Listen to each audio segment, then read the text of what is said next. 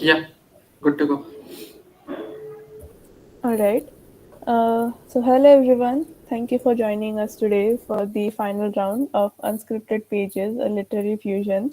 This is an idea culminated between two literary clubs from Pichavaram and Nallamala House, Legere Libros, which is my literary club, and Chapters and Verses, which is Kratika's literary club.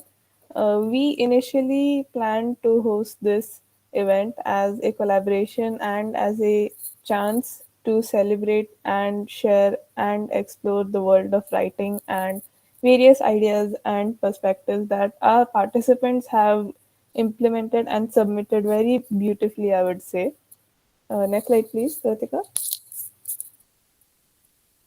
So, to talk about our clubs, Legere Libros, this literary club, it's basically a book club from Picharam House. So, it's a club where we have a book of the month every month, and then after 1 or 1.5 months, we have a discussion meet that discusses those books. And it's basically for all the bookworms and all people who want to get into the world of reading to join and maybe talk and discuss and maybe explore something along the way.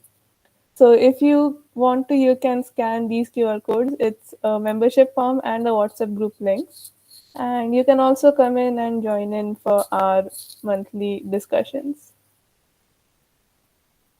Next slide, please. Okay, so hi guys, I'm Kritika, and I'm the secretary of Chapters and Verses, the Literary and Oratory Club of Nallamala House. I believe that our life is like an empty book, and it's up to us which story we want to, how which story we want it uh, to be, and yeah, so our club boasts over 100 members as of now, and it continues to grow. We host a shairi writing competition every Sunday, Dastan Alfaz. And if you are a shire, writer, reader, and you want to be a part of more such events, you can join our club. So here's the link for the same. You can take a screenshot and yeah.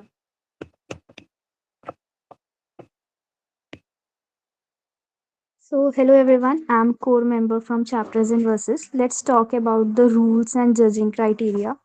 So, you all have chance to speak max to max 4 to 5 minutes, and the camera and audio should be on while presenting, as we love to see you. How what are your expressions and your voice? And you should stick to the topic which we will be giving, and it should be respectful and avoid inappropriate content. So you should follow all the judging criteria as it will enhance your chances to get selected. So we will be judging on the basis of originality. So to ensure that your presentation and your writings will not should not be AI written or plagiarized content, and it should be relevant to the topic. It should be unique. You can should create some creative styles and all that, and maintain a cohesive structure. So topic for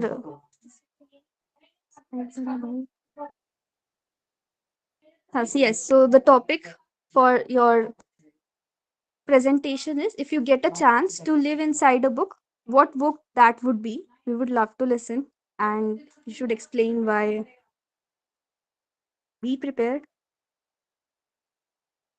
So we have 5 finalists today who, from a total of 8 submissions that we got, 5 finalists have been selected, and we are very excited to hear their presentation. So who wants to go first? Aditya, you seem ready. You can go first. Yeah, I would love to go first. Thank you so much, Pratiksha and Pratika, for giving me this chance to speak. And all right, everyone, I'm Aditya Rao from Pichavaram House. I'm a normal student who is very fond of reading, and my favorite book, the series of books, is the Harry Potter series. And because of that, the topic given to me for tonight is if you ever get a chance to live inside a book, what book would that be? And the answer is, of course, the Harry Potter series. I, in fact, have the whole series with me right here, and it's always besides me whenever I sit to study and everything. So whenever I've read I read the whole series multiple times. So, anyways, let me start with what I have planned for today to make you guys listen. So, anyways, if I ever got my Hogwarts acceptance letter, I think it would probably be, you know, probably email because of me being in the BS degree. It would be an email, but taking a look at it, it will definitely be sort of a spam, which I think it will be spam. And at first, I'll think that it is somebody pranking me because let's be real, nothing works on the internet, which I am on my Wi-Fi, unless I reboot my Wi-Fi router 3 times. Imagine trying to connect magic to my electronics. The Marauders map would probably just show error 404 not found or Hogwarts not found. Now, if I ever got the chance to live inside a book, the answer is simple. As I already told you, it is the Harry Potter series. Why? Because it's the perfect mix of magic and chaos. And let's be honest, half of the spells sound like they'd fry a circuit board right away. And Harry Potter can keep his scar on the head, the lightning bolt scar, which is very famous or infamous rather. And he can keep it to himself because of all the threatening situations or life threatening situations rather. Oh no, the Dark Lord is back. Harry, my friend, that's literally sounds like a you problem. Keep it to yourselves. I mean, I'm heading straight to Hogwarts to live the chillest wizarding life ever possible, while Harry, Ron, and Hermione are out breaking the rules, fighting trolls, and sort of saving the day. And honestly, if you ask me, I think I'll be best suited for being that random background character, the background student with no idea of what's going on. Imagine me in the Great Hall during some dramatic announcement that Professor Dumbledore is making. The Chamber of Secrets has been opened. And me be like, oh no, anyways, pass the mashed potatoes, please. I'm really hungry. Anyways, let's talk about Hogwarts, the school in itself.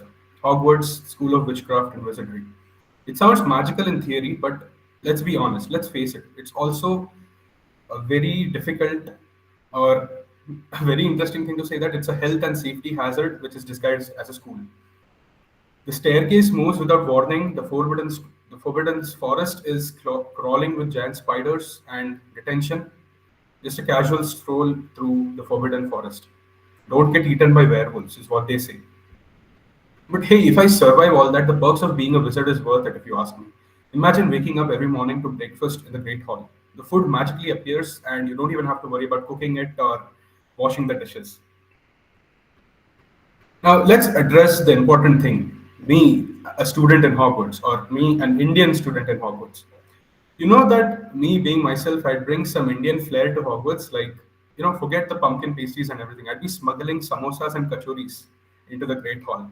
Because me being a foodie, and you can literally imagine myself with the house elves. Can you please make paneer butter masala? Is what I'll ask them. I literally don't like this bland British stuff. Can you please make something with real spice? Oh, and also think about magic with the wands and everything. Think about homework. Who needs to do it when you have a time turner, right? You can always go back in time and do it. And about laundry, dirty clothes, just wave your wand and mutter the spell Scourgify and you're literally done. And if you think about somebody who is annoying you, like annoying team members, just hit them with the tickling hex. Let's be real. Me in the Harry Potter series, we're talking about the things are sure to go wrong. Things will definitely go wrong. So my Hogwarts experience would be, somewhat unconventional to say the least. I'd forget spells, incantations mid-class. I'd literally blow up my cauldron in potions class, and Professor Severus Snape would glare at me so hard that my self-esteem would disintegrate faster than my potion. And don't even get me started on defense against the dark arts. You want me to duel a boggart? What's next? Chai biscuit with a dementor? That sounds so crazy. Oh, and Quidditch, not for me, thanks. Let's talk about it. Quidditch, okay? It's literally the most overrated Hogwarts activity. It's like everyone is saying things like it's so thrilling and everything. But have you even seen that game? It's like people are flying at breakneck speeds, bludger smashing into your face, and the rules make no literal sense. For example, the entire match can be decided by catching the snitch. So what's the point of other players? Are they cheerleaders or something? See, if I ever get dragged into a Quidditch match by someone, I do the most sensible thing anyone will do, that is fake a leg injury or something. Oh no, Madam Hooch, my ankle is twisted. I guess I'll just cheer from the stands with my friends. Now, let me tell you about the greatest thing in Hogwarts, the Room of Requirement. It is basically a room that gives you whatever you need. And me being me, I turn it into my personal lounge, complete with beanbags, endless snacks, and of course, an ice cream machine. And speaking of the wizarding world, why does nobody ever use magic for practical things? I mean, why don't they have a spell to stop Voldemort all for sort of once and for all? I agree that there will be no book or hardly 2 or 3 pages in the entire series, but anyways, or even think about a charm or a spell to prevent the Weasley twins from ever pranking anyone. Just imagine how calm the atmosphere would be if that happens. That is the reality check, if you ask me. But of course, life at Hogwarts wouldn't be all fun and games if that were true. The staircases would definitely move just as I'm running late for class, and I'd probably get detention for asking such dumb questions. Also, let's not forget the constant chaos. Every year there's a new crisis. For example, in the first year, there's a three-headed dog on the third floor. I love dogs, but not a three-headed one. In the second year, it's the Chamber of Secrets has been opened, and in the next year or fourth year, it's oh, by the way, Voldemort is back. Surprise. Whoever thought of that? I literally spent half of my time wondering why nobody has called a magical therapist yet. And speaking about therapists, I'm willing to pay for everyone's therapy. So why Harry Potter, you ask me? On a serious note, I thought I'd choose Harry Potter because it's a world where magic exists. It's for children and people who are interested in that. And it's also a place where impossible becomes possible. Even the most ordinary moment feels extraordinary. See, at the end of the day, it's night, but living inside a book is about finding a world that makes you feel alive, curious, and just a tad bit mischievous. And for me, Hogwarts is the place of madness and magic. So yes, I will definitely accept my Hogwarts acceptance letter, preferably without that small font, small print which mentions Voldemort. And rest assured, I am willing to live my magical life with all fun and glamour. Thank you so much. That would be all from my side, and I hope you enjoyed listening to me. Thank you. Wonderful. That was a wonderful talk, Aditya. I'm sure everyone loved it. It Thank was you so much. hilarious and it was straight to the point. It really showed the essence of what it would mean to be a member student at Harvard. Very well. Thank you so much, everyone. Thanks a lot. All right. So, who wants to go next? Um, is Devyani Wankhede? Is Divyani here?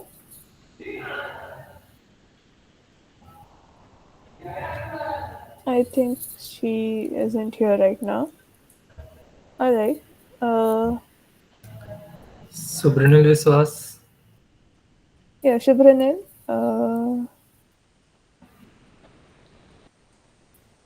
Okay, so Yeah, let's now Shubhranil. hear from Subranil Viswas.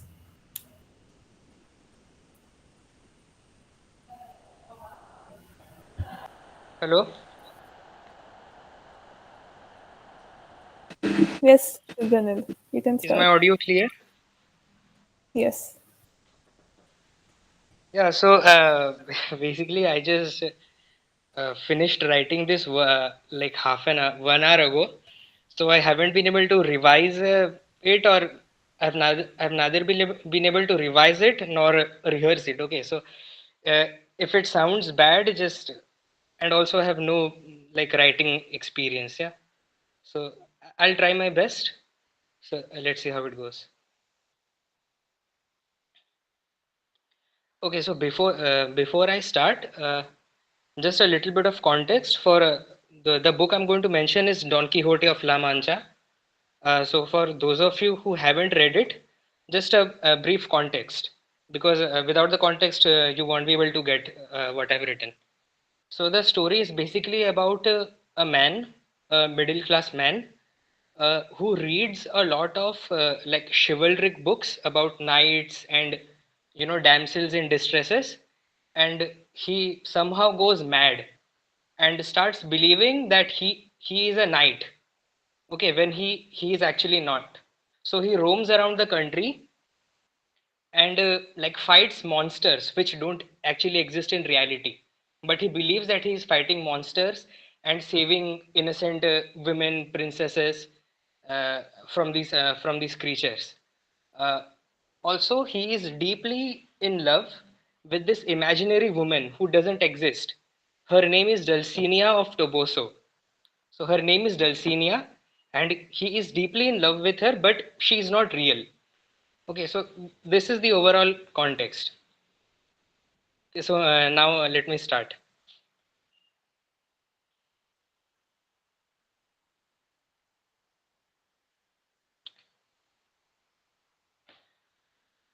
I wish to jump on the back of a floating cloud and beckon some friendly breeze to carry me across the ocean of time and space to the sun-baked grounds of La Mancha. I would wait by a lonesome highway for the night of the sorrowful face, to deliver him most pleasing news of his beloved Dulcinea. Oh, how his eyes would swell up on being intimated that the poor maiden so piteously pines for him. Oh, you traitorous tears that betrays all garbs of solemnity and lays bare the inner anguish of a longing heart, and yet a heart most happy that beats every living moment for sake of the spotless Dulcinea. I would join him on his way back to Toboso to witness the reunion of these two souls. But alas, upon arriving on the city gates, we would be informed that the lady had been abducted by a fearsome giant. Blinded by fury, the brave knight would dart after the beast, riding his gallant steed across the horizon, splattered with red by the sinking sun. The evil wizard king, spying us from his dark castle, would set loose an infinitude of grotesque monsters to bar our way, but they would all be dispatched to bottomless perdition by the flaming sword of Don Quixote. Following the footprints of the giant, we would at last come upon a cave, its mouth like the gaping jaws of a serpent. The grunts of the hideous beast could be heard bellowing out from somewhere in the deep entrails of the dark abyss. Mindless of all danger and spurred on by love, he would rush into the chamber, I, his devoted servant, following close behind. Look, there he is, the three-headed giant, holding the maiden prisoner, shrouding her head, shrouding her from head to toe with a gloomy veil, preventing my lord to look upon her hallowed face. Tormented beyond compare, he challenges the monster for battle and charges at him with all his might. O heavenly Lord, you have failed to provide me the strength to describe what I now see in front of my eyes. Words are too inadequate to do justice to this clash between the noble knight and the accursed creature. But this is no time to waste. While the giant is distracted, I steal into the prison and rescue the damsel out of the cave. I make her rest on the back of my pony and head back to my master, only to be assaulted by the most lamentable sight.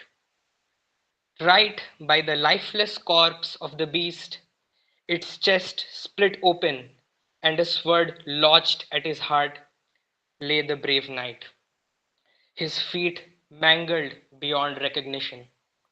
He cries out in pain and longs to finally be able to lay his eyes on his Dulcinea. I promptly oblige and dash outside to bring the maiden to him. But what do I see? She is nowhere to be seen. And on the back of the pony is a letter that reads, Brave knight of the sorrowful face, you must not ever behold me for what I truly am, for I must remain unblemished in your sight, a divine grace personified. I will forever long for you, pine for you, and yet forever elude you. Beware, for if you ever look upon my earthly self, you risk not only to lose me, but also to forget yourself. Forever and truly yours, Dulcinea of Toboso. That was it. That was very, very beautiful. I believe everyone was entranced by your poetry and your style of just expressing those emotions. That was absolutely gorgeous. Thank you, Thank you. Shipranil.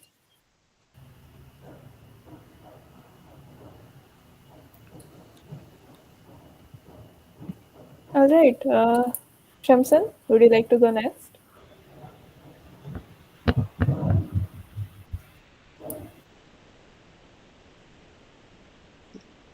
Sure. Hi guys.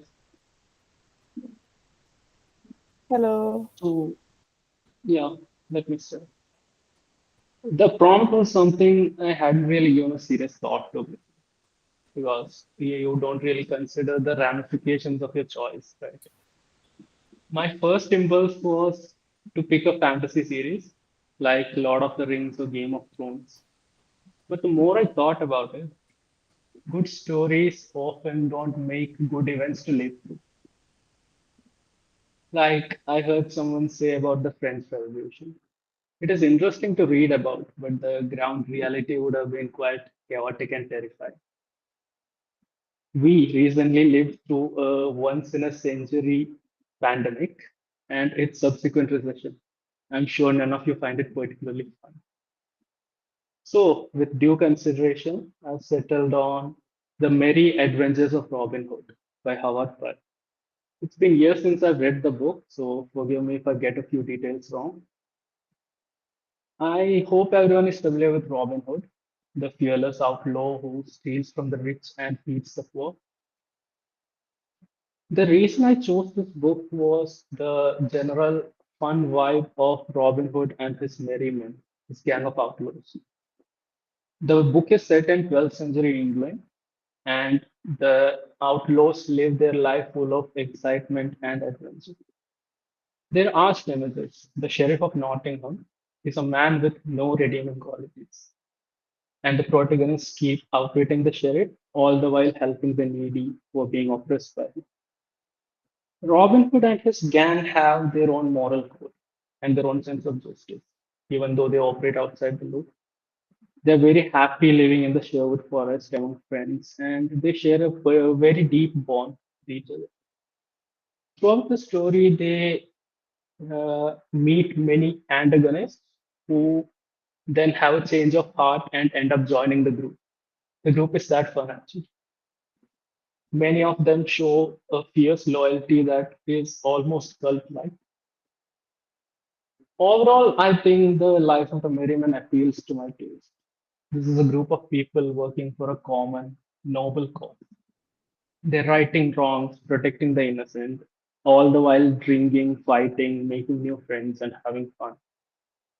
The story offers plenty of action for me, even though the stakes are not quite as high as world ending or world saving.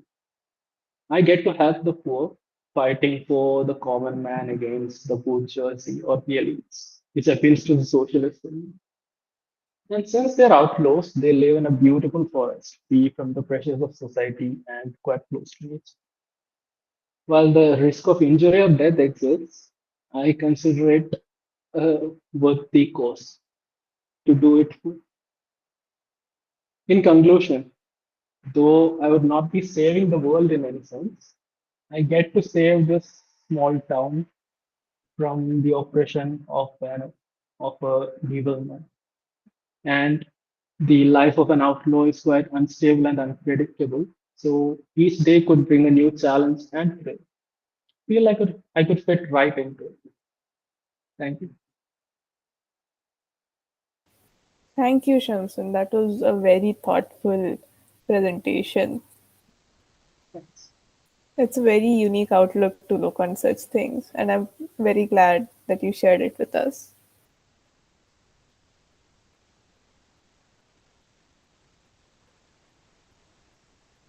All right, is Santanu, are you ready? We can go next. Well, okay. So yeah, I can go next. Am I audible? Hello. Yes, you are audible. Okay, so just a second. Yeah. So namaste everyone. And first of all, I would like to appreciate the organizers of this event. The topic chosen was a carefully chosen one, but again, you can have a lot of interesting nuances to it while answering it with any type of write-up. You can go with a poem, you can go with an article, a full-fledged narrative, like many of my fellow participants also did. So, big shout out to everyone.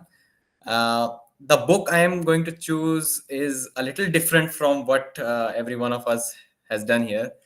So actually, I'm more into biographies, and then again, I'm into sci-fi type of books. So what could be the best amalgamation of these two genres? Somebody who is really very eccentric, somebody who is really very electrifying, pun intended. None other than our very own Sir Nikola Tesla. And the book's name is Nikola Tesla, Imagination and the Man That Invented the 20th Century by Sean Patrick. So before I start narrating about this book, I would like to jot down the reasons why I would like to be where this story has been set. It is because, okay, so just imagine uh, you're somewhere, let's say in the 18th or 19th century, and you have a friend who is like basically that normal type of guy who has a very classic hairstyle, no show off, nothing like that. Just maybe in India we say our mothers put that sarso ka tel or chameli ka tel on our heads. So that kind of person he is. But at the same time, his brain is basically a basket of so many fruitful ideas. You never know. You go to him, you say, bro, do you have an idea to this homework? And what he explains you is 20 years worth of research paper from MIT. So anyways, what I just mean to say is that you can imagine old Bollywood movies where there is this lightning strike and the hero and heroine hug each other. So I am fantasizing too much. I would like to hug Nikola Tesla sir like that with the electrifying ideas that he has. So let's start from his childhood first. If I were there, right in right in that story, right with him, where Sean Patrick describes how his childhood went, the first thing I would ask him was, "How did you come up with the idea of the water turbine? I mean, how? Like when we saw river in our childhood, and we would just jump in, we would try to swim, we would try to learn how to not get sunk there. This guy is casually bringing up a water turbine. Like, bro, are you serious? Is this how your brain works? I mean, I'm just trying to find out where my slippers are because I don't know. While swimming, somebody stole it. And here you're just giving me an idea of an invention that could bring electricity to so many homes. That time it was not common. The direct current had just been invented after a few years from this incident. Okay, so the type of person I will be here while narrating this, what I want to be is I would be one of those aunties who kind of sit around with their fellow Sahelis and discuss about multiple random things going on in the society. Here, the multiple random things will be Nikola Tesla and his inventions. So, this is what we call panchayat for those aunties and podcast in the modern times. Anyways, so then we move a little further. Now, what he's doing, he is not inventing things from scratch. He's scratching his head, and literally, instead of dandruff, an invention falls down. Picture this: you are going out with your friends on a, let's say, on a simple trek or just a simple walk around the seashore at a beach in the night time. You're just enjoying the walk, you're enjoying the ride, and your fellow friend Nikola Tesla is also there with you. Now you decide, let's have a selfie. Okay, so all of my friends line up, let's have a selfie. And you are just taking a selfie, and you realize Nikola Tesla is nowhere in this frame. Where is he? Suddenly you realize that this guy could have fallen trapped to a shark by the seashore, or maybe the doomsday fish, and you are worried. Just as you are starting to overthink, this guy bowed down a little, right beneath you, is telling you, bro, just look down. I have drawn something. Just as you are about to smack his face, you realize this guy has drawn the first ever model of an AC motor. Mind blown. No, man, I am walking. I am literally watching the scenery, and what you are doing, you are building AC motors here in your brain. From where do you bring this type of caliber? This amazes me. Like, this book has given me so many thoughts time and again. Like, what kind of person this guy was, and was he just good at inventing things out of scratch? No, this guy is inventing gadgets and then taking a fight against one of the most renowned businessmen and inventors that time. Inventor, I think, would be too much of a word for him. He's like that student who takes your answer, raises his hand first, and will tell the teacher, ma'am, listen, I have this answer. And she's like, wow, nice answer. The answer was yours. So this guy is Thomas Alva Edison, and at that time he had the support of JP Morgan, one of the most richest businessmen out there. He not only drew investments from him, but he had constant security and support, because his direct current initiative was already drawing a lot of money for that guy. Now you are taking direct panga from this guy. You're saying, no, your DC is useless. Check out my AC model. If we commercialize this, we are going to have electricity over like kilometers and kilometers, hundreds of kilometers away. We could just set up one power station here, and then villages will be lit up. This guy is like, wait, you cannot do that. You were supposed to let me cheat this idea, and then I could have invented it, but no, you are not going to get the credit. So AC is not working.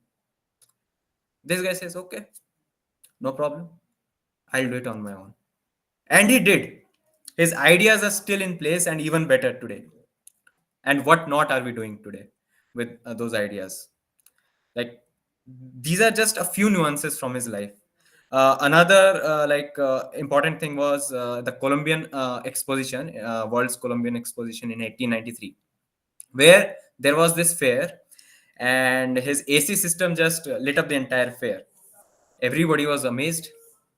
Why don't we implement this in our city, our county? Was like those American government people's reaction. They were like, come on, give this guy some contract. We want this right away. Jaw dropped. Thomas Alva Edison just sitting with his jaw dropped, and he's like, what can I do now? All without any money. He was just doing some random work, small, daily wage works that he was getting from anywhere. Even he worked under Thomas Alva Edison just for his passion. And the infamous Tesla coil, I think everybody of us knows that. Lightning bolt, Tesla coil glows up, electricity. So simple it sounds, but so complex of a model and so useful it could be. So I don't know if I overreacted with this, but yeah, this is just mind blowing for me, and I really love the fact that there was a person among us who could do this, and I really hope that his inventions can be taken forward to ages and improved for the humanity. Thank you. Thank you, Shantanu. That was a very unique talk.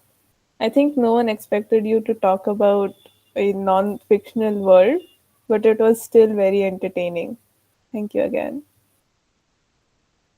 So, D- Do we have Devyani in the meet.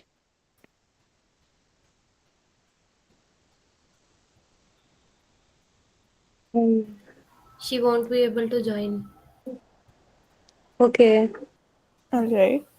Uh, all right. I guess that's all the participants and finalists we have for today. All of the presentations I would say are absolutely amazing. I loved everyone's, outlook on this topic and their ideas, and it was all very romantic and humorous at the same time. Hmm. Pratiksha, if you get a chance to live inside a book, what would that book be? So,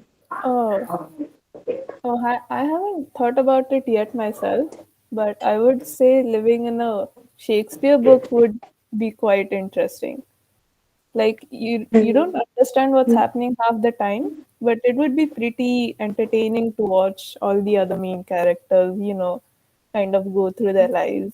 And maybe even I might get to see Hamlet's father. Who knows?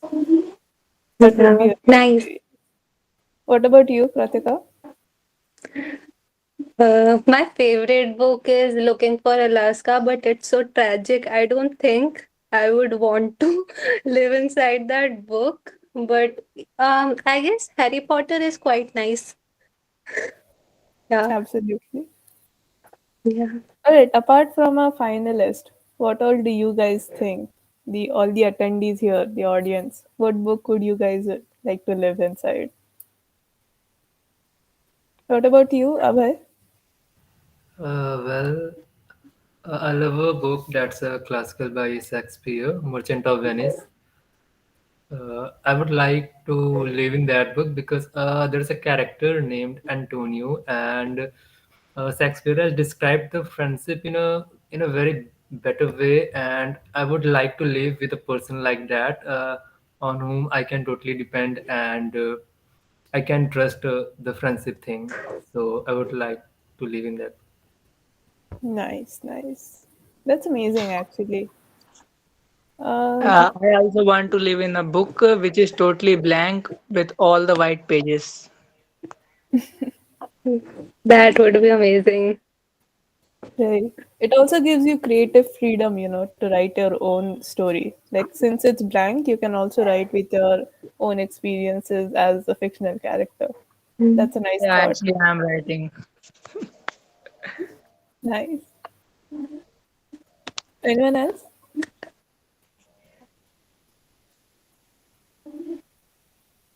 I do have one thing to add to this, if I may.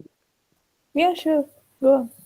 Yeah, so like, I mean, it is a little evident that fantasy novels would have a big advantage when it comes to, choosing one book will you if someone had to live in, because, I mean, every other book is about some problem which is getting solved or anything like that. So in that case, I mean, it's not different from our life much in that way. But even in the Harry Potter, if I had to talk about, most of the people have mentioned in Harry Potter. If I had to talk about which era of Harry Potter I'd be living in, I would say I'd like to live at the time when the Hogwarts was made, because that is one area which we haven't read much about. So if I did get a chance, I would like to explore that part. That is one thing I have to add.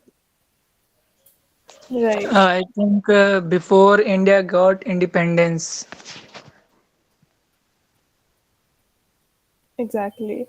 And it's also quite fun to see books that have different timelines.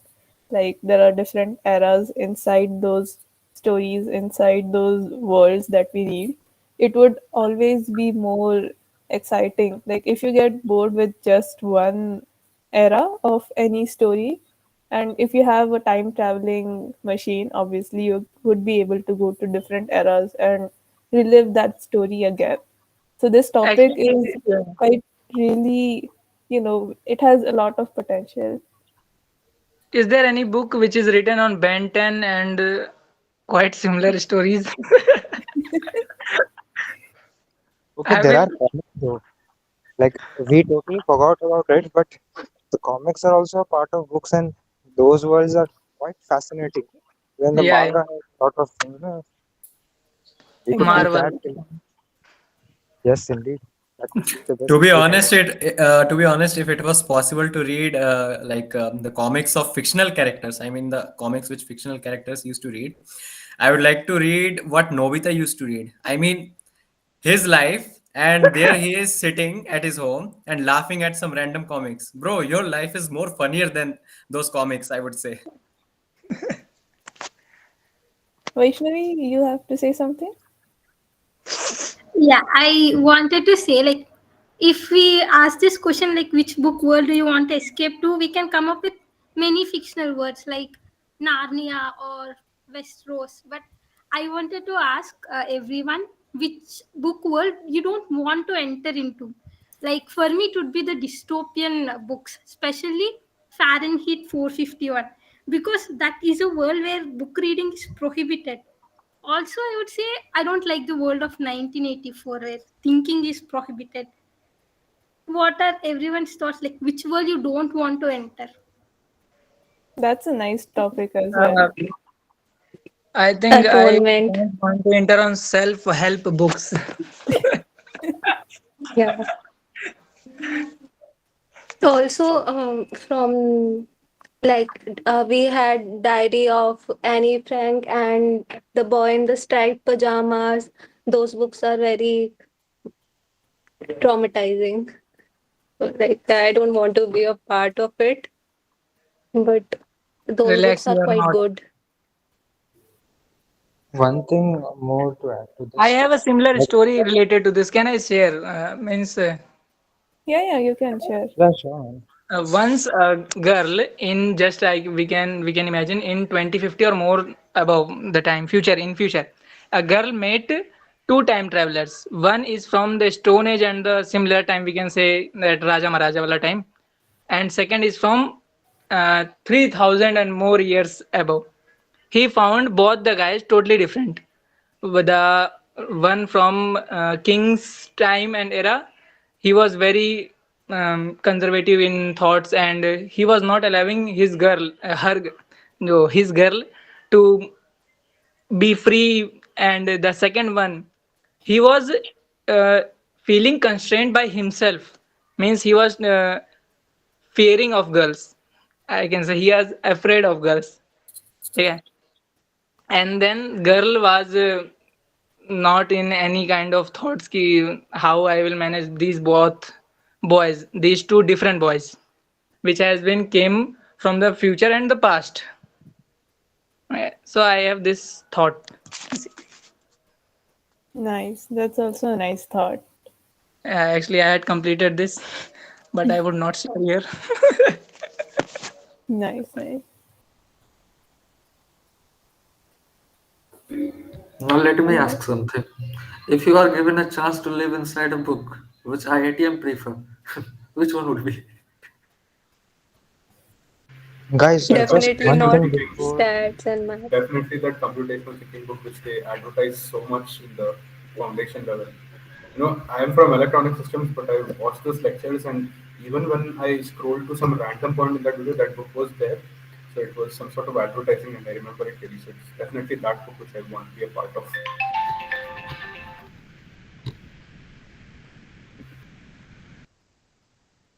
One thing, guys. We can continue with the discussion, but the okay, recording can be stopped I'm now. stopping the recording. Yeah. Yeah. Is everything is done? oh, yeah, we can just conclude. I just want to say a last thank you for everyone joining today as audience and as participants and finalists who got selected. Everyone's ideas and thoughts are all unique, and I'm sure everyone attending today had fun listening, reading, and just, having a moment to just feel and kind of, just to think about any topic that we have. And it's a great time to, you know, just talk with everyone. So I just want to thank everyone again. Thank you for coming. Kratika, do you have to say something? Yeah. Guys, I had a great time listening to all of your writings, and I was wondering that why don't we have this emoji on Google Meet? I was like so amazed by each of your work and presentation. So thank you guys for joining, and you can take a screenshot of it and join our clubs. So yeah, that's it. It Results was will be amazing having